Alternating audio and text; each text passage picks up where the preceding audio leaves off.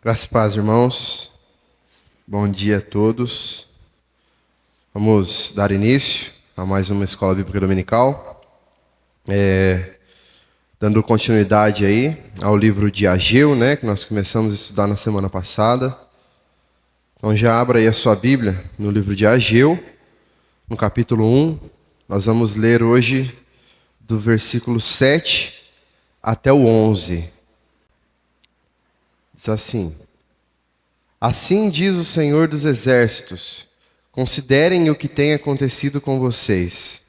Vão até o monte, tragam madeira e reconstruam o templo. Dele me agradarei e serei glorificado, diz o Senhor. Vocês esperavam que fosse muito, mas o que veio foi pouco. E esse pouco, quando o levaram para casa, eu o dissipei com um sopro. E por quê? Pergunta o Senhor dos Exércitos. Porque o meu templo permanece em ruínas, enquanto cada um de vocês corre por causa de sua própria casa. Por isso, os céus retêm o seu orvalho e a terra não produz os seus frutos. Fiz vir a seca sobre a terra, e sobre os montes, sobre o cereal, sobre o vinho, sobre o azeite, sobre o que o solo produz, sobre as pessoas, sobre os animais e sobre todo o trabalho das mãos.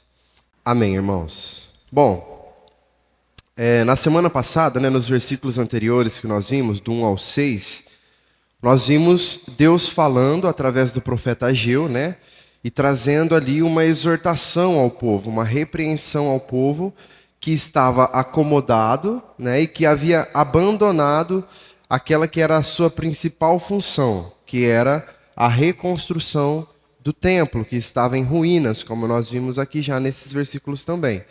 Então lá no versículo 2, é destacado ali pelo profeta com muita clareza qual que era a principal questão que fazia com que o povo judeu deixasse de lado ali a reconstrução do templo, que era o fato deles estarem desanimados, mas principalmente porque eles estavam muito ocupados na realização dos seus próprios interesses, na construção das suas próprias casas. Eles investiam todos os seus recursos, todo o seu tempo, todos os materiais, dos melhores possíveis, na construção das suas casas. Enquanto isso, o templo estava lá em ruínas, Eles não davam atenção para isso, eles não empenhavam os seus esforços na reconstrução do templo.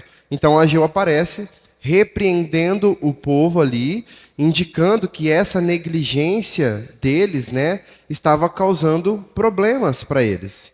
A falta de prosperidade, a falta de recursos básicos ali para que eles pudessem se sustentar, sobreviver, E Deus quer que o povo reflita então sobre as suas prioridades, que o povo reflita sobre a importância de honrar e de servir a Ele. E isso começava justamente pela reconstrução do templo.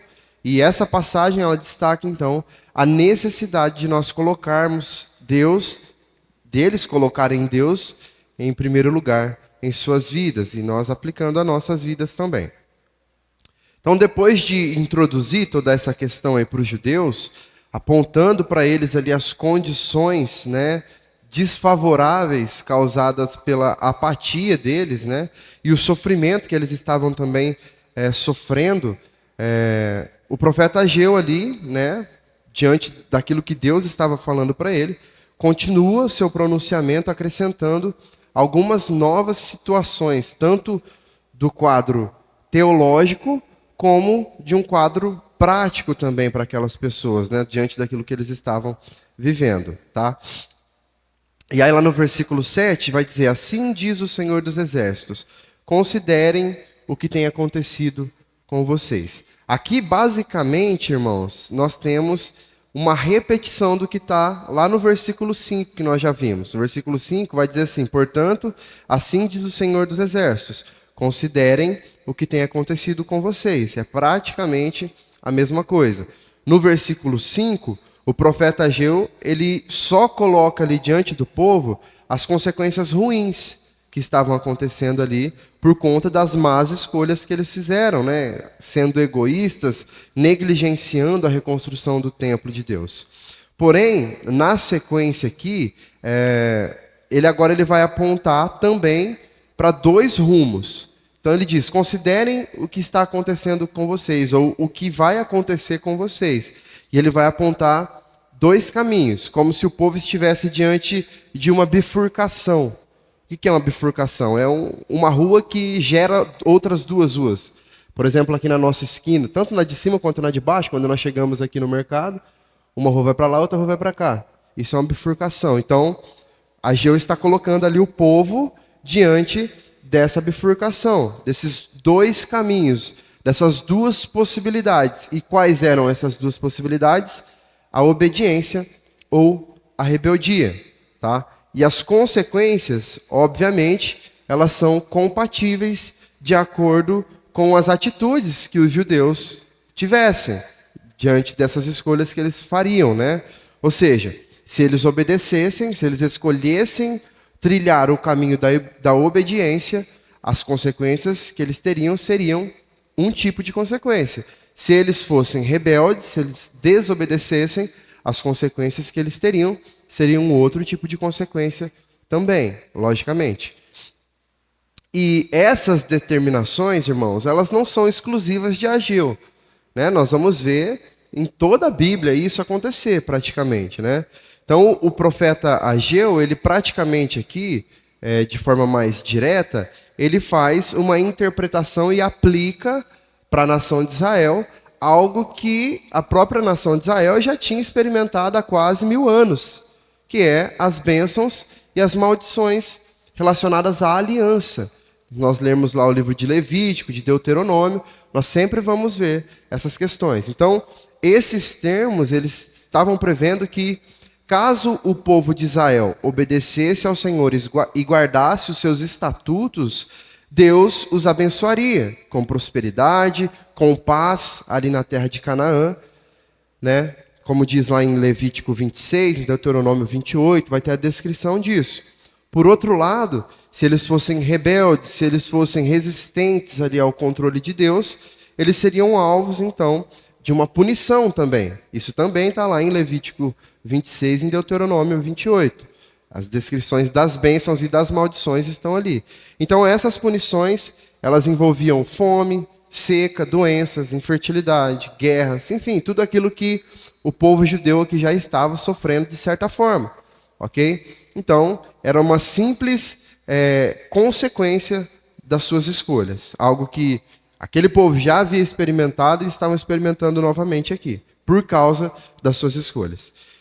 Antes eles tivessem já aprendido, né, com os seus próprios erros, mas isso não tinha acontecido ainda. Então, o que o texto bíblico ele descreve a partir do versículo 8 aqui agora é o desdobramento desse acordo, entre aspas, entre Deus e a nação de Israel. Então, no versículo 8 ele vai dizer: vão até o monte, tragam madeira e reconstruam o templo. Dele me alegrarei e serei glorificado, diz o Senhor. Então, aqui nós vemos que a primeira estrada que nasce nessa bifurcação, ela está relacionada às ações do povo diante de Deus, que é a obediência, certo? Então, Deus faz aqui um pedido a eles, para que eles vão até um monte, tragam madeira e reconstruam um templo, porque Deus se alegraria disso, Deus ficaria feliz com isso, se agradaria, né?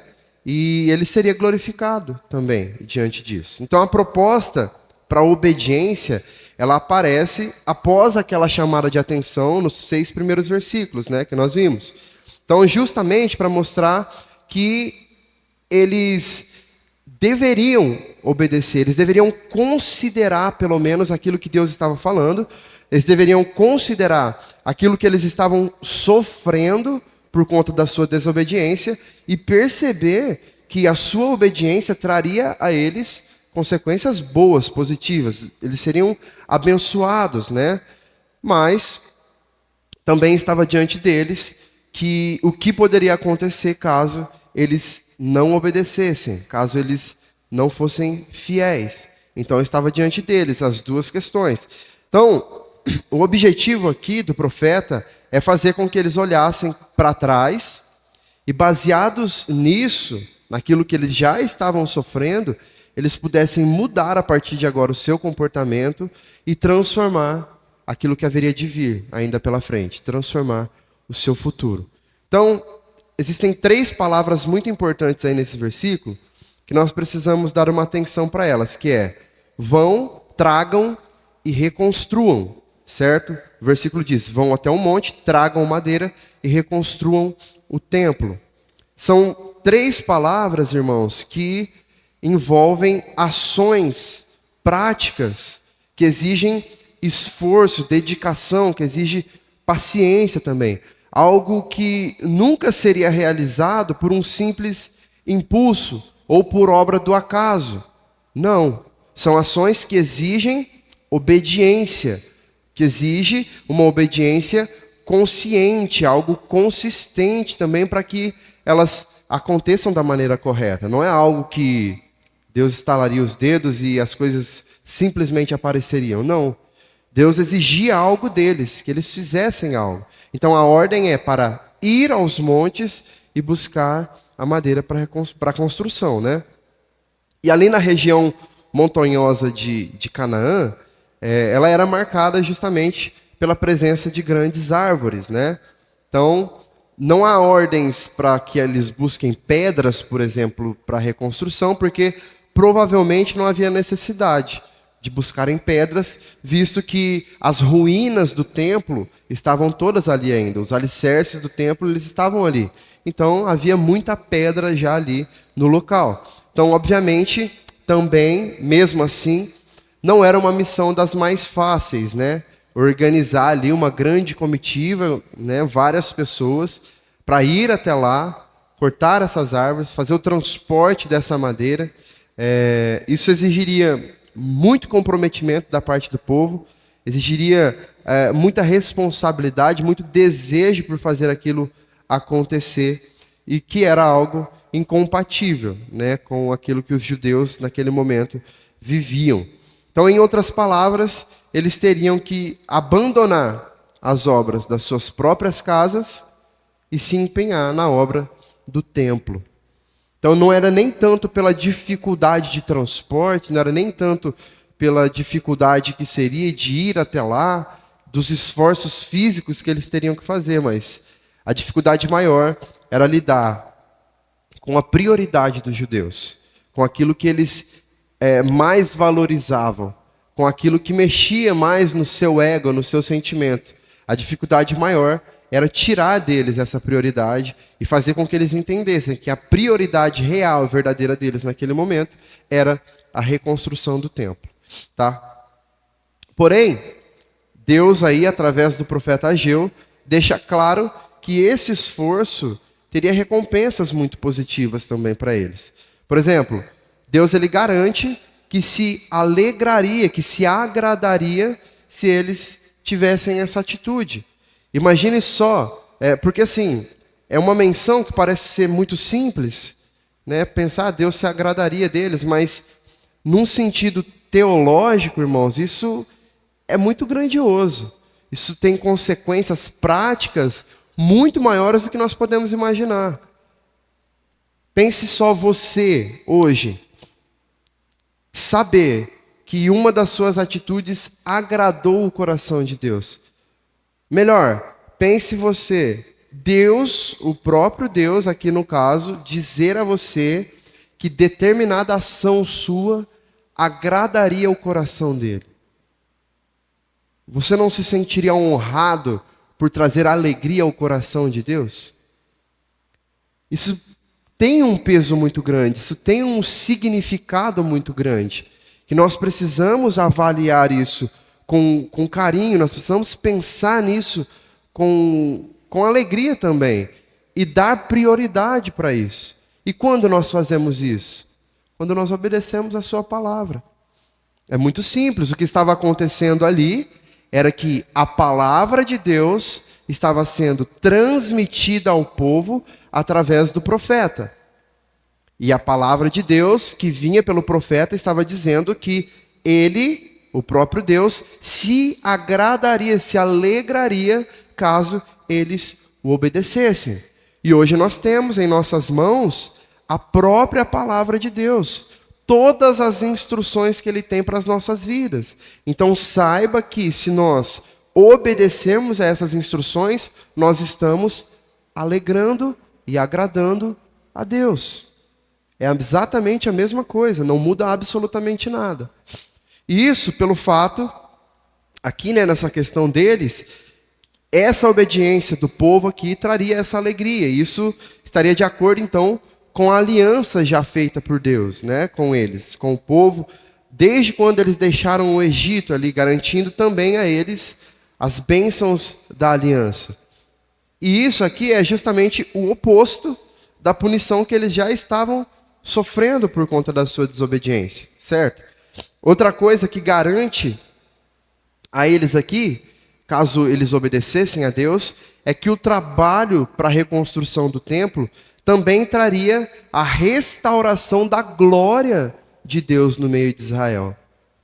Então, o próprio Deus diz que ele seria glorificado com aquela ação, indicando uma ação que o próprio Deus se propôs a realizar, irmãos. Então, pense também você ser parte da reconstrução da glória de Deus. Além de você ser responsável por trazer alegria ao coração de Deus, você é parte de um trabalho, de uma execução que restaurará a glória de Deus no meio do seu povo, que trará novamente a glória de Deus, que apontará o Senhor como o único que é digno de merecer toda a honra e toda a glória da nossa parte. E pense só no privilégio que nós temos de poder fazer isso, de poder ser participantes disso. Apesar desse tema ele ser trabalhado um pouco mais à frente aqui, nós já podemos entender aqui que com essas palavras de Deus, ele deseja que essa restauração do templo aqui comprovasse para as nações que ele é um Deus que não perde batalhas e que não abandona o seu povo. E que também produzisse ali entre os judeus temor pelo nome do Senhor e uma esperança também de uma restauração completa no futuro. Agora, porém, através dessa chamada de atenção aqui de Deus, para que eles terminassem a reconstrução do templo, em caso de obediência, né, por parte deles, o Senhor encheria o santuário novamente com a sua glória. E trazendo isso de uma forma mais pessoal, irmãos, hoje nós sabemos que, como nós falamos semana passada, inclusive, nós somos o templo do Espírito Santo. E à medida em que nós cooperamos na manutenção deste templo, muitas das vezes na reconstrução dele, que às vezes está em ruínas, o Senhor restaura a sua glória em nós. Às vezes parece ser um exemplo muito distante, né? Pensar em um edifício que era restaurado, que era reedificado, e a glória de Deus seria restaurada ali dentro, né? Para aquelas pessoas que ali fossem. Mas hoje nós sabemos que ele não habita mais em templos feitos por mãos de homens.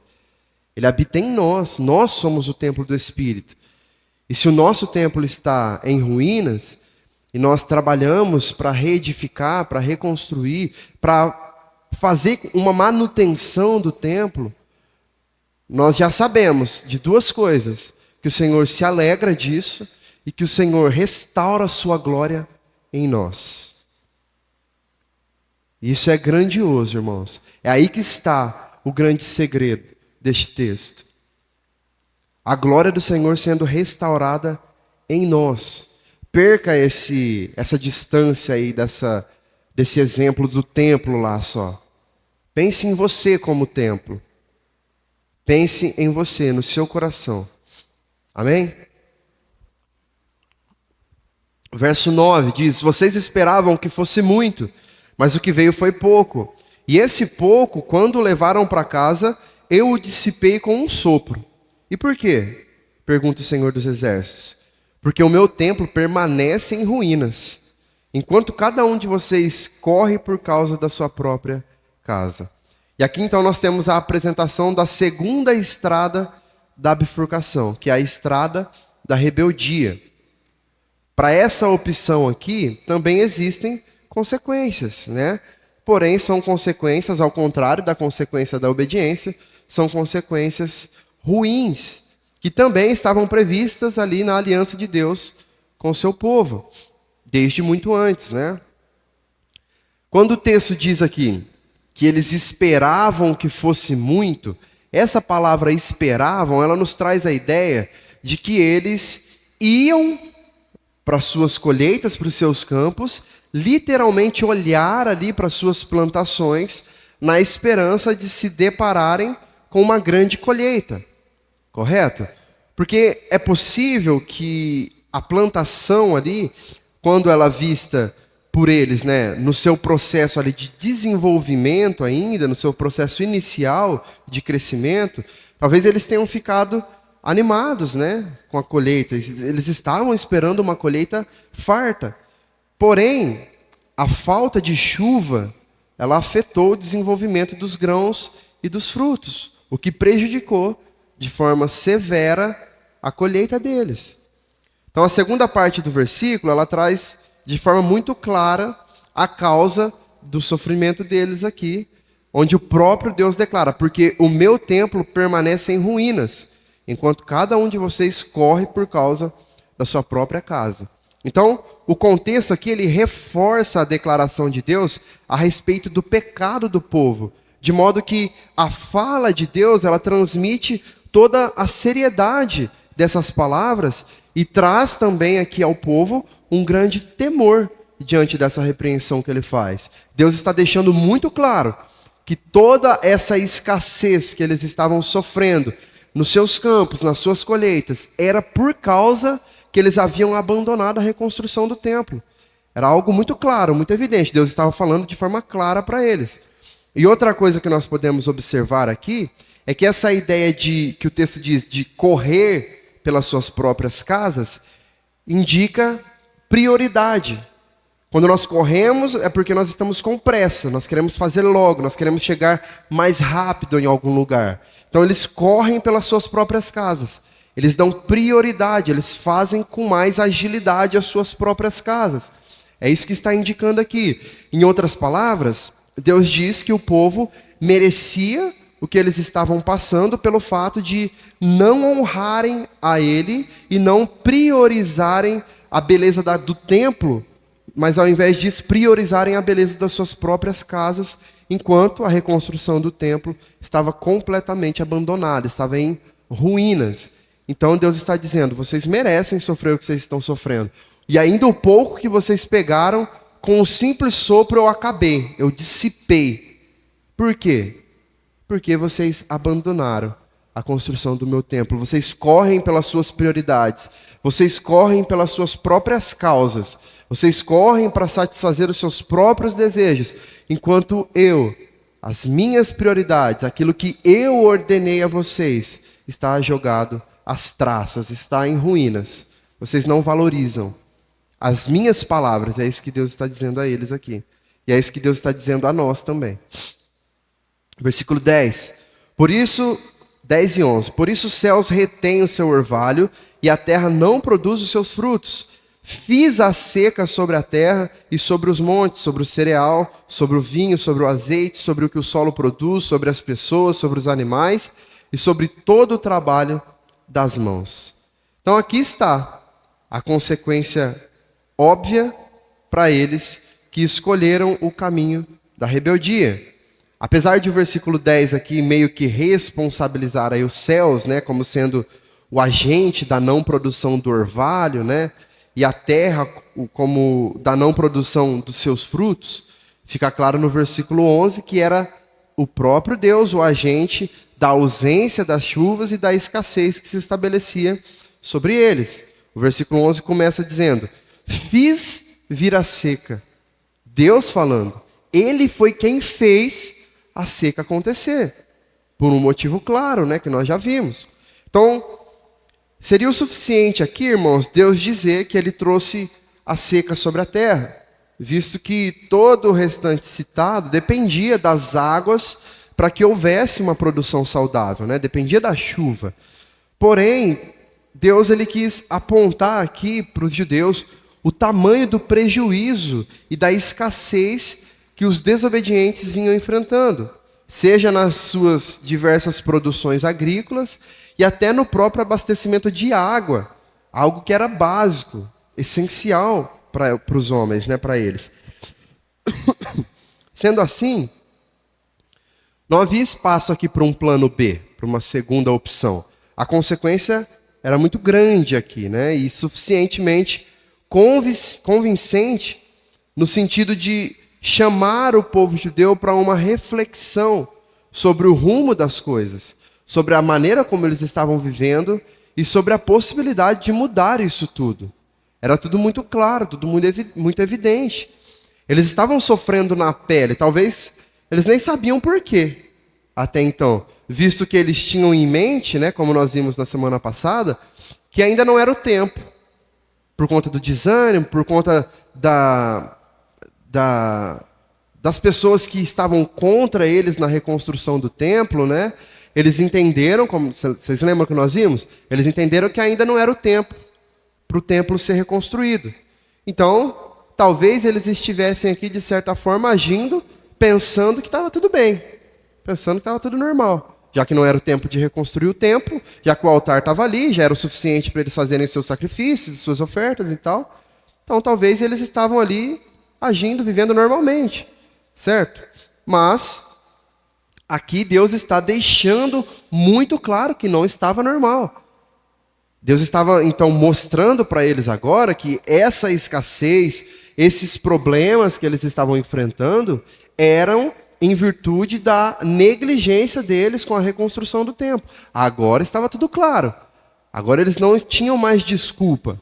Agora estava tudo evidente aos seus olhos.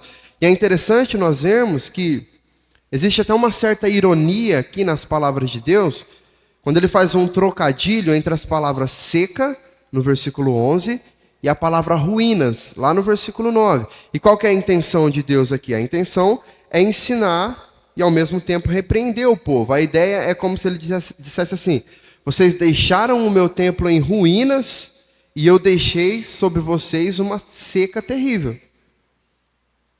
É uma coisa pela outra, tipo isso. Porque vocês deixaram o meu templo lá em ruínas, despedaçado, eu trouxe a seca para vocês. E isso é bem compatível com as maldições da aliança, lá de Deuteronômio 28. Agora, o que pesava aqui seria a decisão dos judeus sobre qual caminho eles iriam seguir nessa bifurcação, qual estrada eles iam escolher. Era a hora da verdade, a partir daqui, a partir dessa explicação aqui do profeta Ageu. Agora seria o momento em que eles, né, tomariam decisões ali. Eles obedeceriam a Deus ou não? Ou eles seriam rebeldes, seriam desobedientes? Eu gostaria de fazer aqui 3 aplicações, de pelo menos 3 lições que nós podemos tirar aqui para as nossas vidas, nos dias de hoje, nos baseando aqui nisso que o povo judeu estava vivendo. A primeira lição, irmãos, é que nós precisamos estar atentos para os caminhos que se apresentam para nós. Esteja atento para os caminhos que se apresentam para você.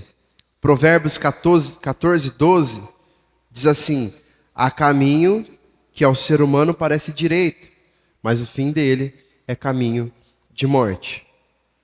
Como nós vimos, o povo judeu tinha em seu caminho uma bifurcação, certo? Ou seja, eles estavam diante de 2 estradas, 2 caminhos possíveis: o caminho da obediência e o caminho da rebeldia. Como eu disse também, talvez na mente deles, eles estavam vivendo da maneira como eles deveriam viver. Porque eles tinham certeza de que ainda não era o momento para o templo ser reconstruído. Diante de toda a oposição que eles estavam sofrendo.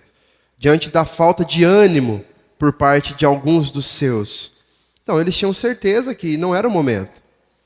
E talvez na nossa mente, irmãos, seja fácil de resolver essa questão, né? Porque parece óbvio que o melhor caminho para nós trilharmos é o caminho da obediência a Deus, certo? de bate-pronto, quando alguém nos pergunta se o que vale mais é aquilo que Deus estabeleceu ou o que nós achamos melhor, nós vamos sempre dizer que não, o melhor é óbvio que é aquilo que Deus estabeleceu, não é o que eu acho.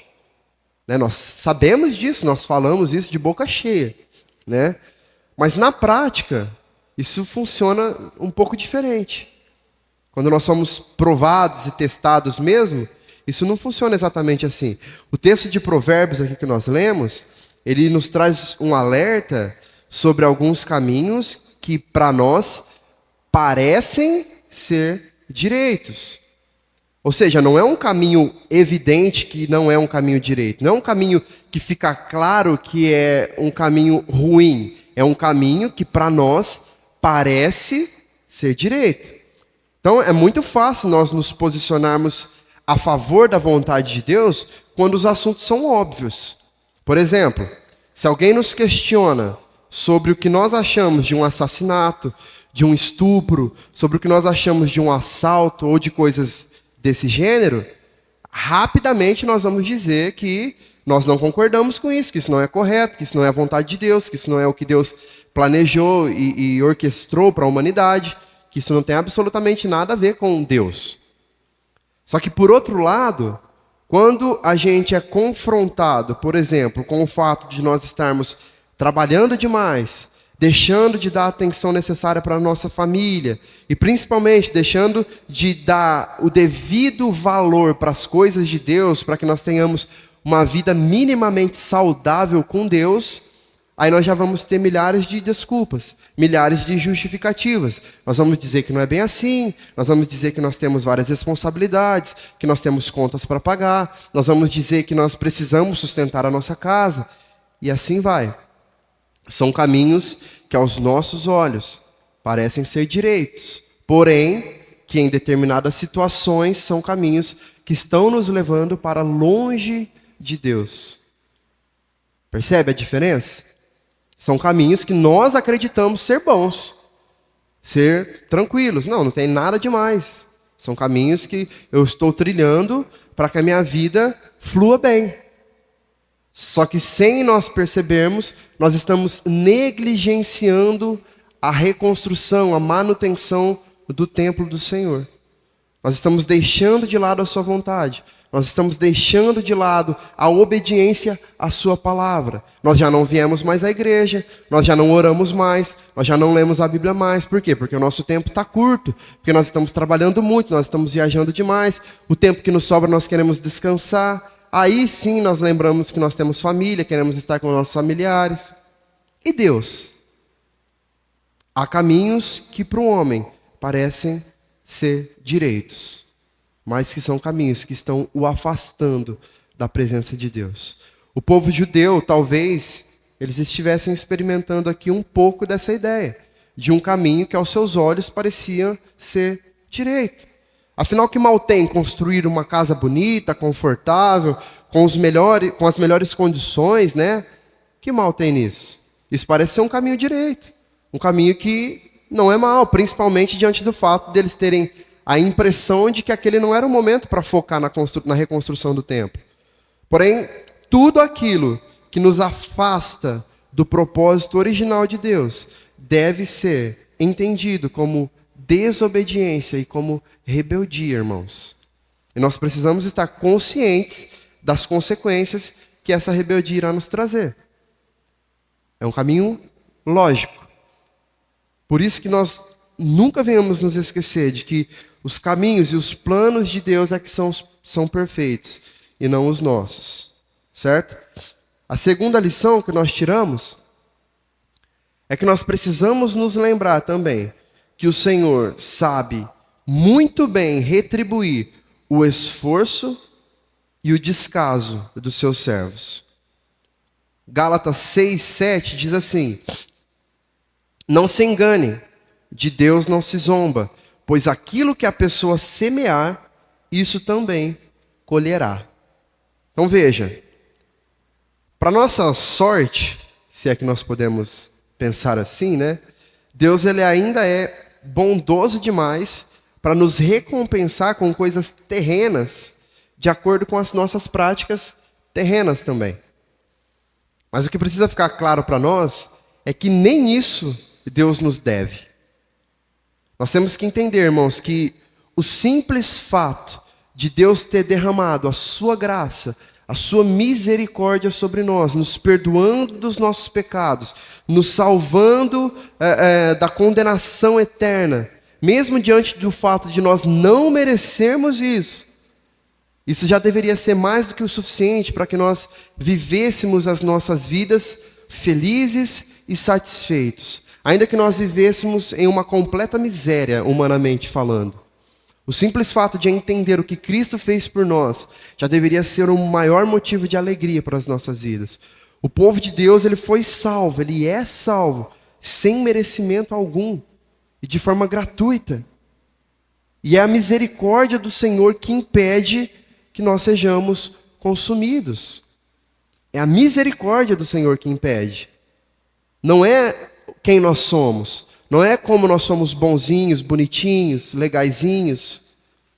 Não é isso que impede que nós sejamos consumidos. Não é a quantidade de ministério que nós exercemos na igreja. Não é o quanto nós somos bons aqui dentro, o quanto nós servimos. Não é o quanto nós oramos, o quanto nós jejuamos, o quanto nós lemos a Bíblia. Eu já li a Bíblia 20 vezes. Não é nada disso que faz com que nós seja impedido que nós sejamos consumidos. É a misericórdia de Deus. Porque a nossa essência é pecaminosa. E se um dia sequer nós pecamos, nós já estamos merecendo a condenação. Porque nós estamos diante daquele que nos criou perfeitos. Diante daquele que é perfeito. Porém, irmãos, o Senhor ainda age para com o homem, para conosco, de acordo com a justiça humana também. Que exalta quem merece exaltação e que pune quem merece punição. O texto de Gálatas, ele deixa isso claro. Deixa claro que Deus fará com que nós colhamos exatamente aquilo que nós plantarmos. Essa é a justiça humana. A justiça humana faz isso. Faz com que as pessoas, teoricamente, que as pessoas recebam de acordo com aquilo que elas merecem. Seja bom, seja ruim. Certo? E era justamente isso que Deus estava dizendo ao povo judeu que faria com eles lá. Se vocês me obedecerem, vocês terão boas consequências disso. Mas se vocês continuarem a me desobedecer, vocês continuarão sofrendo das misérias deste mundo. No versículo 8, Deus ele claramente diz àquelas pessoas que se alegraria e que teria o seu nome glorificado caso eles obedecessem. E o caminho claro para aqueles que obedecem ao Senhor é um caminho de bênçãos. Porém, o versículo 11 também mostra que diante da escolha rebelde deles, obviamente, eles sentiriam os problemas, as consequências da escassez que Deus traria sobre a terra, E é interessante nós vermos, no versículo 9, como que aquele povo, mesmo sendo um povo desobediente a Deus, ainda esperava ser abençoado por Ele. Percebam o que o nosso egoísmo faz, irmãos. Nós estamos aqui vivendo as nossas vidas, tranquilamente. Não somos fiéis a Deus e ainda achamos que Deus está em dívida conosco. O texto diz que eles, lá no versículo 9, esperavam que a sua colheita ainda fosse muita. Eles ainda tinham essa esperança. E isso retrata exatamente o que nós fazemos muitas vezes. Nós não temos sido fiéis a Deus, nós não temos obedecido às suas leis, não temos andado segundo os seus estatutos, segundo os seus caminhos, não temos trilhado o caminho da obediência, e nós estamos aqui esperando, desejando e exigindo ser abençoados por Ele. Novamente, não se enganem, de Deus não se zomba, pois aquilo que a pessoa semear, isso também colherá. Gálatas 6, 7. E a última lição, irmãos, é que nós devemos ser mordomos responsáveis de tudo que o Senhor colocou em nossas mãos.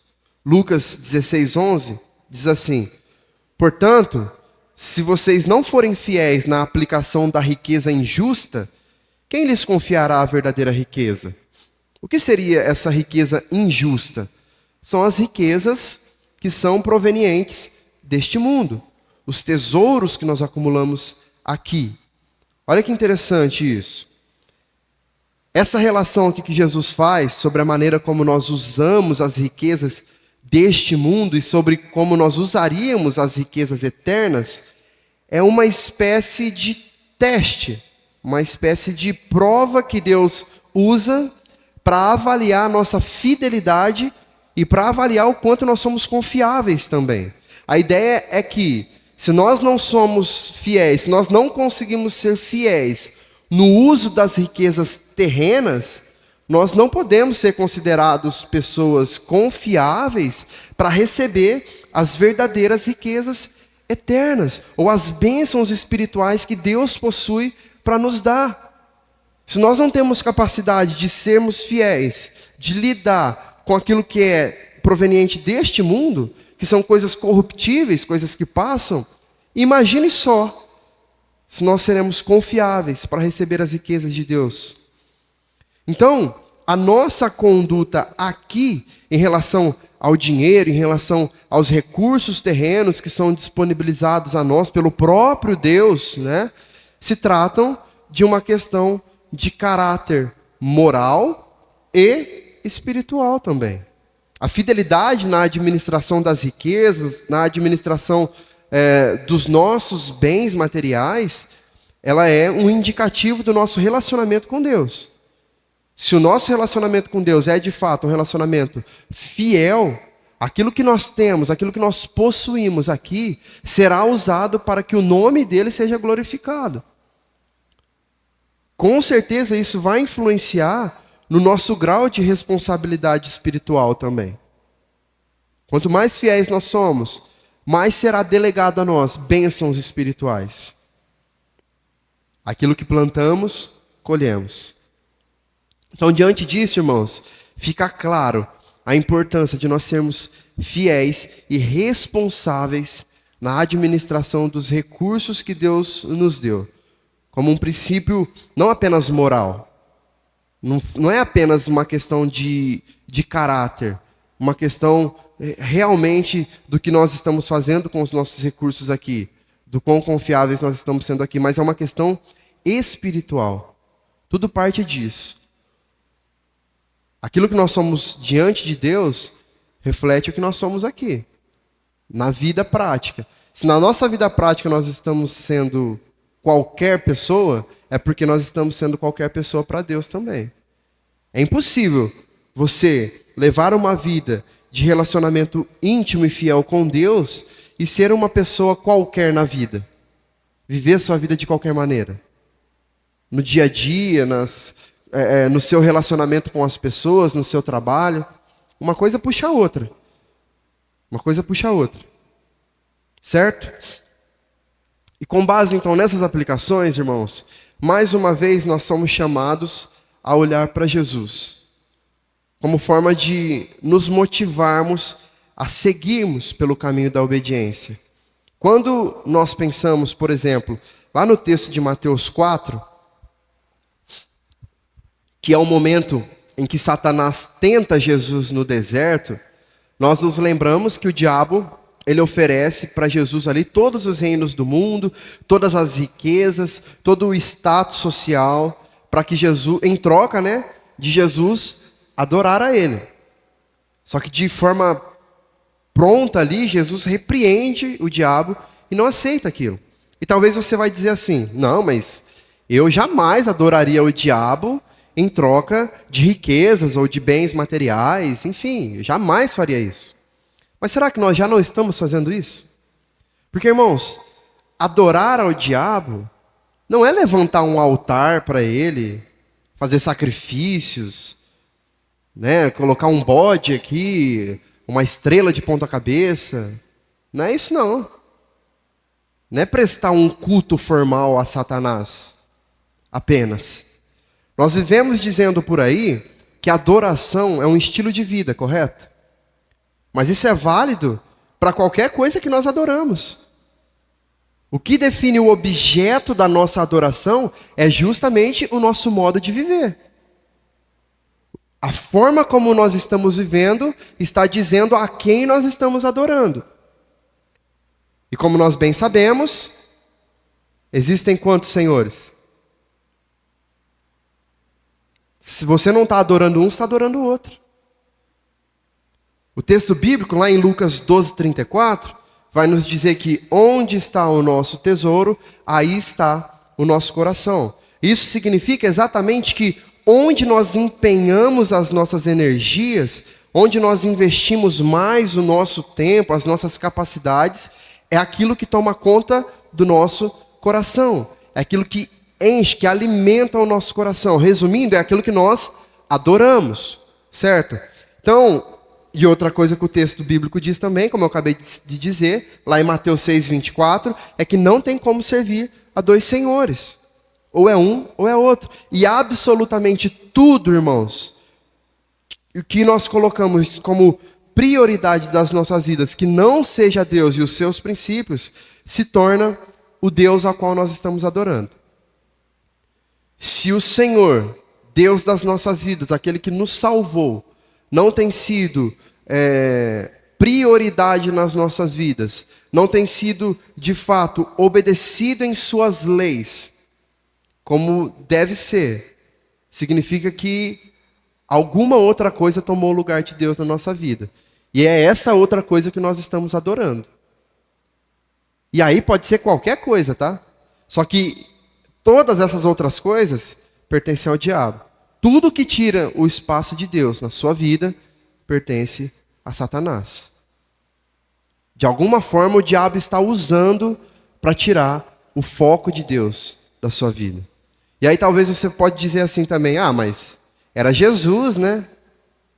Para ele era bem mais fácil ali negar as tentações ali, né? Não ceder às ofertas do diabo, né? Ele era Jesus. Irmãos, não permita que Satanás te engane com isso. Claro que nós sabemos que Jesus é Deus, diferente de nós, mas nós também sabemos que enquanto o homem, ele sofreu das mesmas e até mais intensas tentações que nós, e mesmo assim não pecou.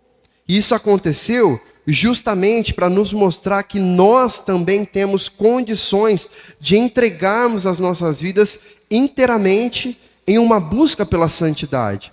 Significa que nós podemos deixar de pecar? Não. Mas como crentes que somos, salvos, redimidos pelo sangue do Cordeiro, nós deixamos de ser escravos do pecado.